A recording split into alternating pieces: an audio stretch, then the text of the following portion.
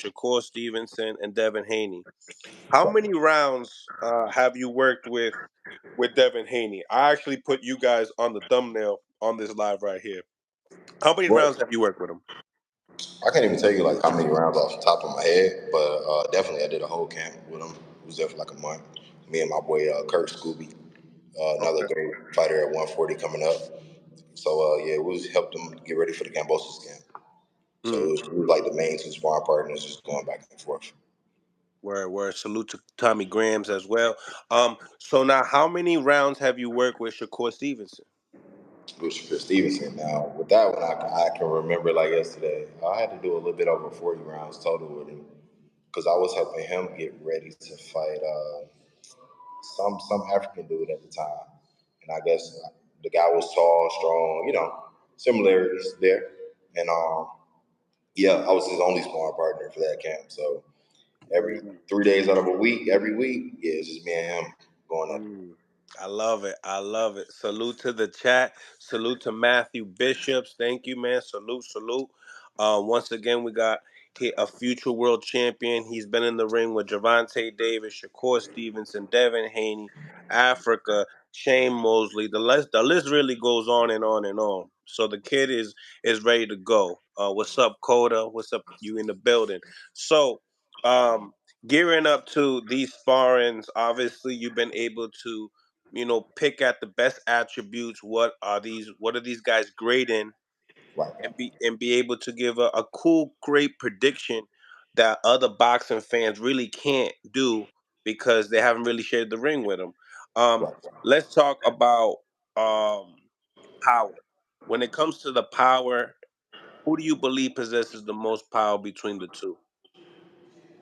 And who would that be? Who used me say Devin Shakur Haney? Stevenson and Devin Haney, and we're gonna leave Devin. We're gonna leave Gervonta Davis for last. Yeah, you can't. Yeah, you can't put him in there. But when it comes to the Shakur and the Devin, to be honest, I feel like they both hit about the same when it comes to the power.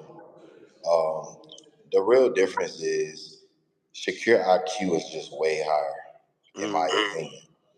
Um, he's just all around very talented. Like he knows his way around the ring. He knows his distance very well, as you can see. He don't get hit, man. He's hard to hit.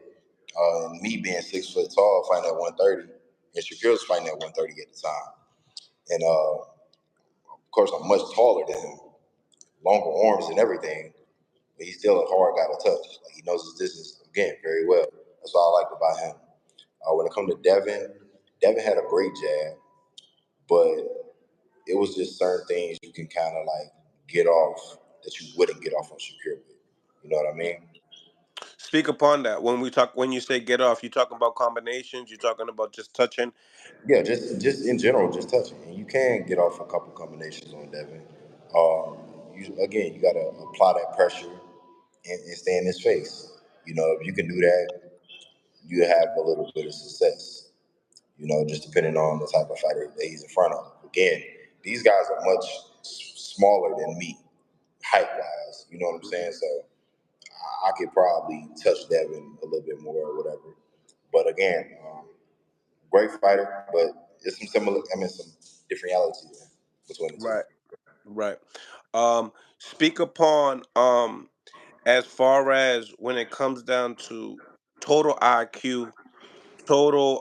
When we talk about being very less predictable.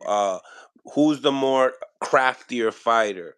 And does the southpaw make a difference when it comes down to working with Shakur Stevenson? Um, Good question. Um, okay, I'll say this. Shakur is just again, like I said, bro. It's the IQ, bro. It's just a lot different. I don't want to say nothing too harmful between the two. All right, try and keep it clean.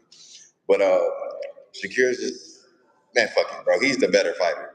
Let's get straight to the point, bro. He's the better fighter. Yo, all in all, bro, I can't hold it, yo. He's a monster, bro. He's the better fighter out of the two. Plain and simple. So you put your money towards him, 100%. 100%. 100%, man. I ain't gonna lie. If they got to meet, what were some of the things that facing Devin Haney, because I like talking to sparring partners, but I also like talking about and don't take that disrespectfully when I say sparring partners. I mean, these Yeah, guys come yeah, out, they pay you to want to come into camp to make them better, to make them sharper. of Um, course. but in the same time, what are the attributes that you see that Devin could actually give Shakur problems, if there's any? The jab. I think Devin has a good jab. He has great timing, and he's bigger than Shakur. So that could play a difference. Again, man, sparring is sparring. Even when I sparring is sparring, fight for fights, and then that fight is going to be a lot different. Yeah, even though I do think that Shakir's the better fighter, but Devin bring out things in a fight that sometimes he may not have done in sparring that I seen. I'll be like, okay, so I feel like that jab will probably give Shakur the most trouble. Okay, okay. Um, when we talk about you know, the situation which how Devin Haney got all his belts, you a key factor in that camp against against Cambosa's fight when he went to Australia for 2 times. I Right. mean, speak a little bit upon that. As far as um, there was a 25% deal, for Shakur and Devin to make it happen. 25% on Shakur's end. Devin Haney has all the belts, but Right, then right. Devin Haney claims as well that he went to Australia, took the short end of the stick for Cambosis. He basically felt like he was food. Right. When you look at the matchups and looking at Cambosis, did you feel like he was food? And do you believe 25% is a bluffing move when it comes to a guy like Shakur Stevenson, all the hype, the big name, the amateur pedigree, and all that? Yeah, of course, man. I feel like Shakir should get a bigger percentage, no doubt about it. I understand what Devin did, taking a smaller decision, percentage, and then going over there beating Cambosis, but that was the risk he was willing to take. I feel like Cambosis is not a name like a Shakur Stevenson is in boxing. You know what I'm saying? So you do got to put a little bit more respect on Shakur, name when it comes to that. The most I can see maybe a 60-40 split, between the two. And that's Devin Wade. He holds all the belts. But again, you got to put the respect on the name. But if you want to be great and you want to prove it, hey, take whatever percentage they got, whoop his ass, grab the belts, and do your thing. But you got to believe in yourself to do that. So we'll see.